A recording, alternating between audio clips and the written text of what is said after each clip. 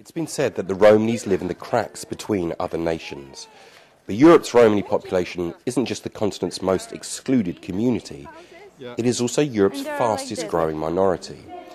This century, its people will increasingly become a majority in many of the places where they live. My name is Jake Bowers, and I'm one of the very few Romani journalists in Britain. And I've come to Croatia, about to become the EU's newest member state, to see what they're doing to give their Romani children a better start in life. Today, with my friend Dada and his taxi, I'm driving throughout northern Croatia, visiting two schools. One, which is almost exclusively Romani, where the kids that are there are coming from impoverished backgrounds to learn to speak Croatian, which in many cases is their second language. The second school that we're going to is a model. It's been described as a model of best practice for the integration of Romani children and non-Romani children. It's a new school with a visionary headmaster, and the school is the place where they're bringing them in young to get to learn to read and write so that they can get along with their peers, their fellow Croats. Well, we are going to the area which is called in Croatia, which is called Međimurje.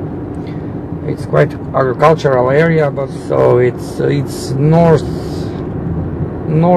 part of the Croatia, quite close to Hungarian border, let's say, close to city Varaždin and Čakovec. This region has Croatia's largest Romani population, but its treatment of the community has landed it in court.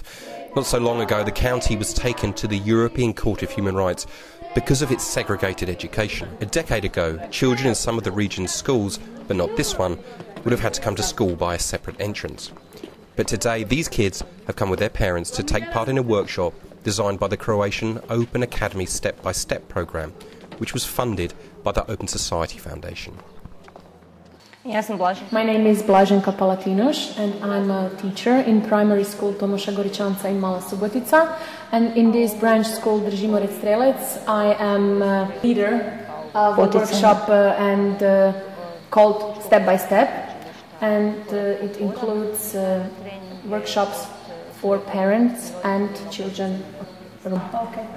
So this age, the age of 6 years, it's crucial because it's a lot easier for them to follow, to pay attention, to be able to understand the class in first grade.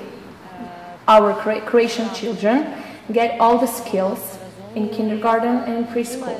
And then there's a big difference between Croatian people and Roma people, so Croatian and Roma children in the class, and that's why it is very important for these children to go to this workshop, to learn the language, because they don't know the language, the Croatian language at home. 3, 4, 8, 9, 10. The most important thing is, and what we are trying to do along with the kindergarten teachers, is to help these parents, to give them materials so they can help their children at home, because they don't get the materials, they don't have books, and they don't have time to teach their children to read and to write, so we are doing that. A crucial part of the project's success has been involving teaching assistants from the community itself.